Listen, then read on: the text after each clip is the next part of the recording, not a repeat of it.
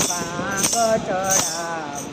કહો તો ભોળાનાથ ધતુરો ચડાવું કહો તો ભોળાનાથ ભાંગ ચડાવું કહો તો ભોળાનાથ ધતુરો ચડાવું મહાપૂજા કરવાની રીત નવ જાણી તમે રે બોલાવો તો દોડી દોડી આવું